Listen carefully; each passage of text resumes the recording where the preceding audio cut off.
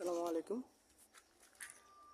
আসা যাচ্ছে লঞ্চটি আগে চাঁদপুর রুটে যেত, কিন্তু সেটা চাঁদপুর রুট চেঞ্জ করে এখন হয়ে গেছে কালীগঞ্জ। অনেকের একটা আফসোস থেকে যায়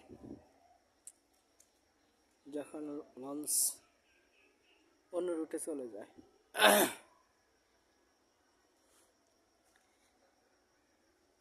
লঞ্চটি আকারে অনেক ছোট, কিন্তু গতি আছে অনেক এই লঞ্চটির, আলহামদুলিল্লাহ।